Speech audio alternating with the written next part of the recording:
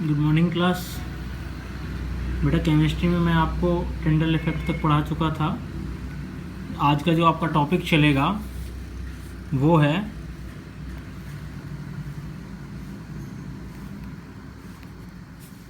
Separating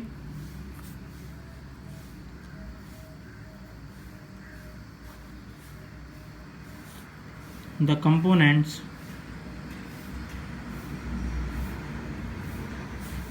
of a mixture. Means mixture में जो आपके कंपोनेंट मिले हुए हैं उनको हम एक दूसरे से अलग कैसे करेंगे, तो उसके लिए अब हम आगे की स्टडी करेंगे। क्या है, we have learn that most of the natural substance are not chemically pure.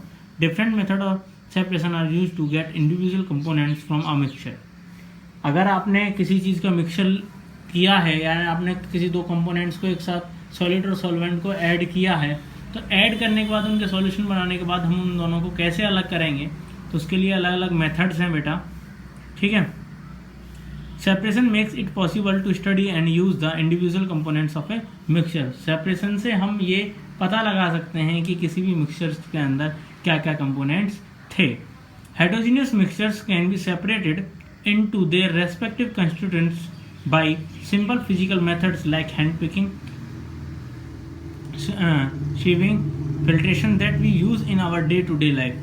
Sometimes special techniques have to be used for the separation of the components of a mixture. क्या होता है कि बेटा जो हेटेरोजीनियस सॉल्यूशन होता है, heterogeneous solution क्या होता है कि जिसमें आपके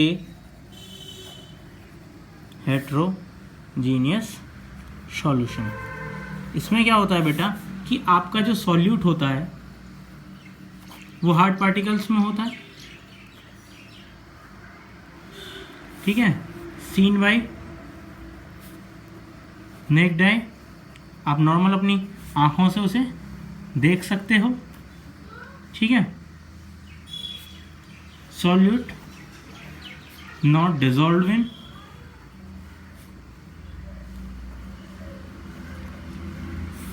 सॉल्वेंट में मिक्स नहीं होता है। ठीक है।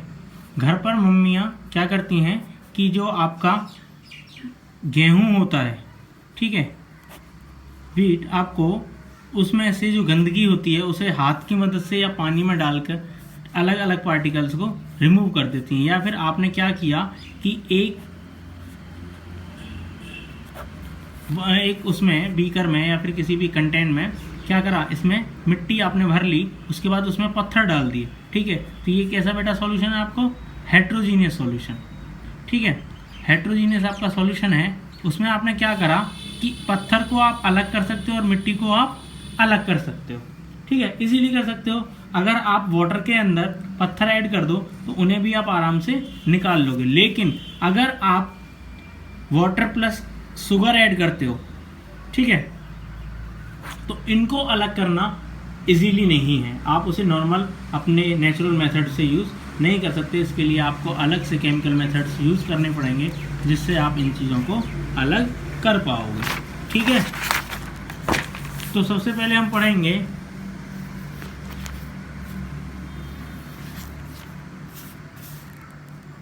How can we obtain colored component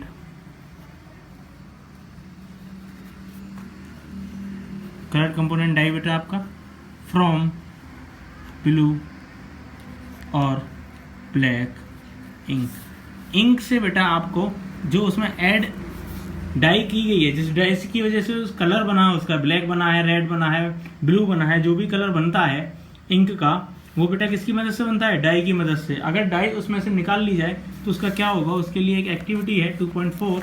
इसमें देखिए बेटा, fill half beaker with water, आधा बीकर वाटर से फिल करो, put the watch glass on the mouth of the beaker. इसके ऊपर बेटा ये जो आप देख रहे हो इसे वॉच ग्लास कहते हैं। कांच की एक प्लेट टाइप में होती है जिसे हम वॉच ग्लास कहते हैं।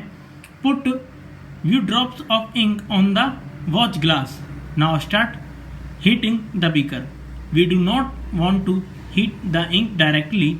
You will see that evaporation is taking place from the watch glass. क्या होगा कि आप डायरेक्ट इसे हीट ना करके नीचे बीकर में वाटर लें, आप इसे फिल्ड करें, उसके बाद इस पर एक वॉच ग्लास के अंदर इंक डालें, फिर इसे हीट दें। आप इसे हीट जब दोगे तो हीट से क्या होगा, पानी आपका वेपोरेट होगा, वेपोरेट होने के बाद कहाँ आ जाएगा, इसको ज़्यादा हीट देगा, इसको जब हीट मिलेगी तो इंक क्या होगी, वेपर होगी। इंक में से क्या होगा, वेपर होगा, क्योंकि ये बेटा लिक्विड फॉर्म में होती है। जो लिक्विड फॉर्म में इसमें जिसकी बॉइलिंग पॉइंट कम होगा वो क्या होगा, इजीली वेपर्स हो जाएगा। Continue heating as the evaporation gas goes and stop heating when you do not see any further change on the watch glass. अगर आप वॉच ग्लास के ऊपर कोई चेंजेस नहीं देख रहे हैं तो अपनी हीटिंग बंद कर दें। हो सकता है उसमें कोई प्रॉब्लम हो या फिर कोई आपकी जो वॉच ग्लास है वो क्लियर ना हो, ठीक है, जिसकी वजह से उसे हीटिंग इफेक्ट इतना अच्छा नहीं मिल रहा हो, जिसकी वजह से वो वेपर्स में कन्वर्ट नहीं हो रहा हो। Observe carefully and record your observation. उसे इजीली आप आराम से उसे देखते रहें, कुछ देर बाद देखेंगे कि आपको सिर्फ इंक में से डाई प्राप्त हो जाएगी। फिर उसके कुछ क्वेश्चन हैं, वो what do you think has got evaporated from the watch glass. बेटा इंक में क्या था, इंक जब आप प्राप्त करोगे तो वो डाई प्लस वाटर होगी। वाटर का बॉइलिंग पॉइंट डाई से काफ़ी कम होता है, जिसकी वजह से ये क्या हो जाता है, इजीली बॉईल होने के बाद वेपर्स में कन्वर्ट हो जाता है और बचता क्या है फिर आपके पास, डाई। तो क्या होगा, वॉच ग्लास में क्या क्या था, डाई प्लस वाटर। वाटर क्या हो गया, evaporate. Is there a residue on the watch glass, yes. क्या बचा, डाई। जो बचा था, जो शेष उसके अवशेष बचे हैं वो क्या हैं, डाई हैं, क्योंकि वाटर क्या हो गया, वेपर हो गया। What is your interpretations, is ink a single substance और इज इट ए मिक्सचर। अब जो आपके पास इंक बची है वो कैसा है, सिंगल सब्सटेंस है, उसमें से वाटर निकल चुका है। We find that ink is a mixture of dye in water. Clear. Thus we can separate the volatile component solvent from its non volatile solute by the method of evaporation. Evaporation method से आपने क्या करा, volatile जो आपका vapours में convert हो जाता है वो वेपर्स हो गए बेटा। वो कन्वर्ट होने के बाद, निकलने के बाद आपके पास क्या बचता है,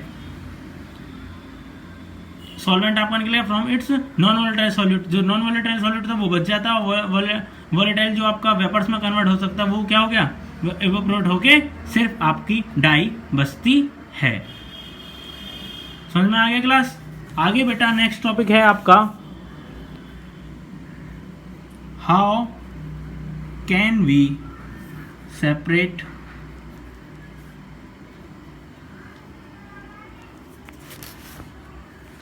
क्रीम फ्रॉम मिल्क।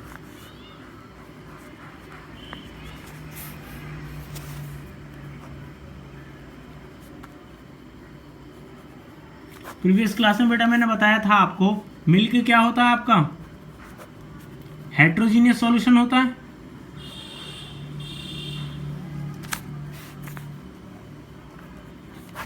बट आप इसको not seen by naked eye, इसे अपनी नॉर्मल आंखों से आप नहीं देख सकते, क्योंकि इसके पार्टिकल्स इसने टिनी इतने छोटे होते हैं जिसको आप इजीली नहीं देख सकते। ठीक है बेटा।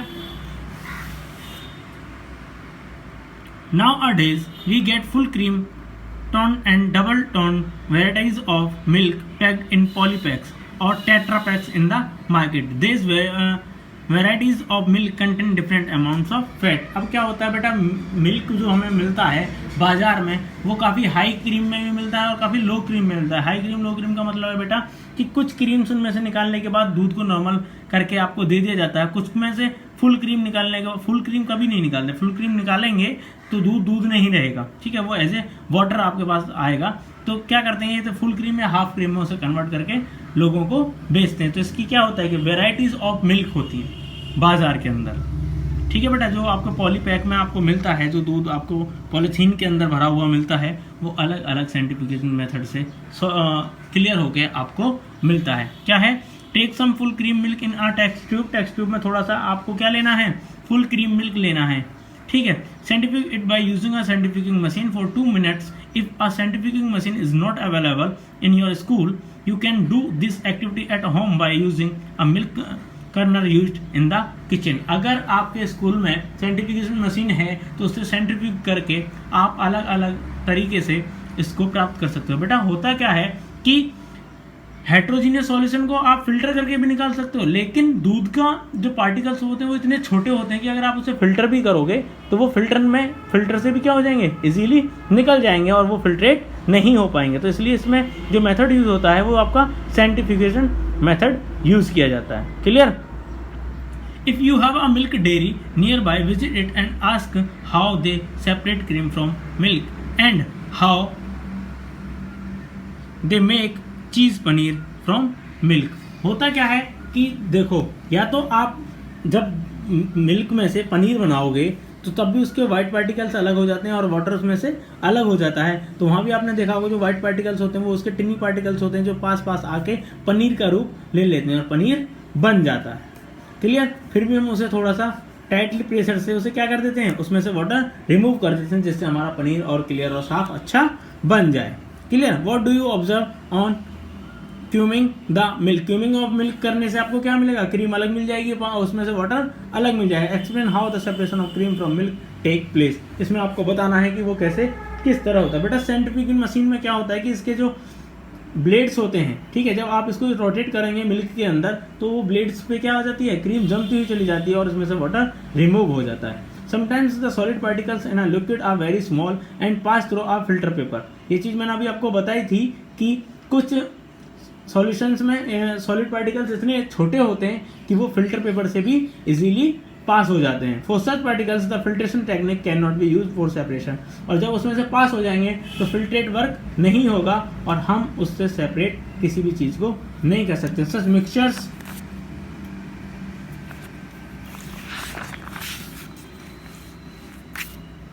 Are separated by centrifugation.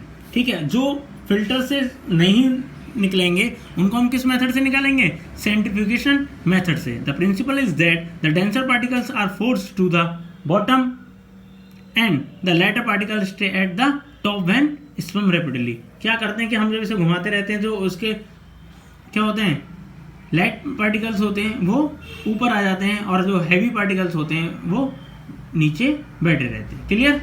Denser particles are forced to the bottom and lighter particles क्या हो जाते हैं, ऊपर की ओर आ जाते हैं और उसके जो ब्लेड्स पे उस पर क्रीम आ जाती है। एप्लीकेशन ऑफ सेंट्रीफ्यूगेशन मेथड का क्या है बेटा, used a diagnostic laboratories for blood and urine test. Urine और ब्लड टेस्ट में बेटा जो ब्लड आपका होता है उसमें WBC RBC होती है। WBC RBC आप नेक्ड आई से नहीं देख सकते, तो उसमें आपको सेंट्रीफ्यूगेशन मेथड से क्या करते हैं ये लोग, उसको अलग प्राप्त करके उस पर अलग अलग टेस्टेस करते हैं। क्लियर? नेक्स्ट है used in dairies and home to separate butter from cream. आपका क्रीम से बटर निकालने के लिए, ठीक है, अभी तक आपने मिल्क से क्रीम निकाला, क्रीम से क्या निकलता है, बटर। बेटा जो दूध है, दूध में से हम जो क्रीम प्राप्त करते हैं वो किस लिए करते हैं, जिससे कि हम उससे बटर निकाल सकें, घी प्राप्त कर सकें। Used in washing machine to squeeze out water from wet clothes. कभी मोस्टली आपने देखा होगा जो घर पे कपड़े धोने की मशीन होती है उसमें धुलने के बाद साइड में एक, जिसे हम नॉर्मल लोकल लैंग्वेज में हीटर बोल देते हैं, उसमें जब हम उसको डालते हैं, ठीक है, वेट क्लोथ्स को, तो उसमें से वाटर निकालने के लिए हम उसमें डालने के बाद उसे रोटेट कराते हैं, तो वो क्या करता है, सेंट्रीफ्यूगेशन मेथड की हेल्प से वाटर को उसमें से रिमूव कर देता है और कपड़े सूख जाते हैं। How can we separate a mixture of two immiscible liquids. अब जो आपका नेक्स्ट टॉपिक है बेटा, इमिसिबल मीन्स जो ऐसे लिक्विड्स जो एक दूसरे के साथ घुले ही ना हो। क्या है topic, how can we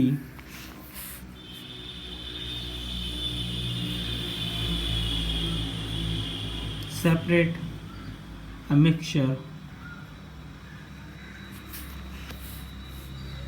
of two immiscible liquids। ठीक है, जैसे एग्जाम्पल में मैं लूँ वाटर प्लस ऑयल। अगर आप वाटर प्लस ऑयल ऐड करते हो तो बेटा वो कभी भी एक दूसरे से मिक्स नहीं होंगे। जो लाइटर टर्म होगा वो ऊपर आ जाएगा, जो डेंसर पार्ट होगा वो नीचे होगा, यानी कि वाटर नीचे मिलेगा और तेल उसके ऊपर अलग से मिलेगा। ठीक है, तो अब मान लो हमारे पास एक बीकर है, ठीक, जिसमें यहाँ एक अलग से पाइप सिस्टम है जिसे स्टॉप कॉक बोलेंगे हम, स्टॉप कॉक कहते हैं। ठीक है, इसमें हमने वाटर और ऑयल दोनों डाल दिए, तो वाटर क्या होगा, यहाँ आ जाएगा और ऑयल यहाँ ऊपर रहेगा। तो इसमें से हम वाटर को, स्टॉप कॉक की वजह से वाटर को यहाँ से रिमूव करेंगे, और तब तक करेंगे तब तक फाइनल वाटर नीचे आ जाता है। वाटर निकलने के बाद अंदर क्या बचेगा, ऑयल, और यहाँ क्या आ जाएगा आपका वाटर। तो ये बड़ा इजी मेथड होता है। ठीक है, दो इमिसिबल लिक्विड्स को रिमूव करने के लिए आप एक बीकर के अंदर उन दोनों को डालें और इजीली उसको आउट कर सकते हैं। ठीक है class,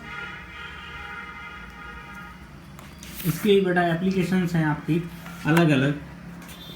to separate mixtures of oil and water, mixture separate mixture किसका, ऑयल और वाटर के रिमूव करने के लिए आप उसको आराम से निकाल सकते हो। In the extraction of iron from its ore, ठीक है, आयरन की ओर से आयरन को रिमूव करने के लिए भी हम इसका इस्तेमाल करते हैं। The lighter slag of is removed from the top by this method to leave the molten iron at the bottom in the furnace. मैंने अभी बेटा बताया था जो लाइटर पार्टिकल्स होते हैं वो ऊपर की ओर आ जाते हैं और डेंसर पार्टिकल्स नीचे आ जाते हैं। तो आयरन में क्या होता है, आयरन ओर में जो डेंसर पार्टिकल्स होते हैं वो क्या होता है, नीचे मोल्टन आयरन होगा वो बेटा आपका डेंसर पार्टिकल्स में आएगा, वो क्या हो जाएगा, नीचे बैठ जाएगा, और उसके जो वो थे लाइटर स्लैग था, जो गंदगी थी वो क्या होगी, वो लाइटर होती है वो ऊपर की ओर आ जाएगी, जिसकी वजह से क्या होगा, आप उसमें से प्योर आयरन प्राप्त कर सकते हो।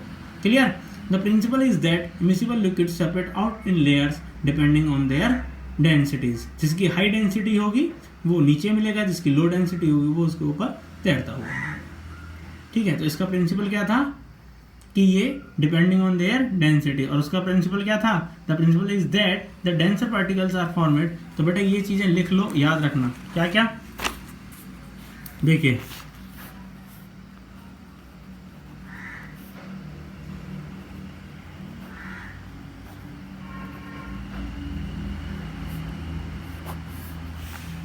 सेंट्रिफिकेशंस का क्या मेथड है बेटा, the principle is that the denser particles are forced to the bottom and the lighter particles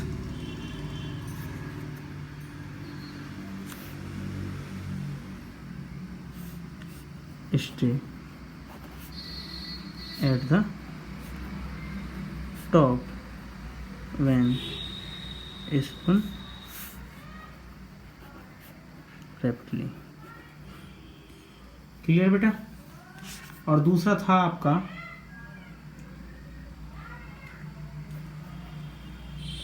immiscible method, liquids को रिमूव करने के लिए। इसका प्रिंसिपल था, the principle is that immiscible liquids separate out in layers depending upon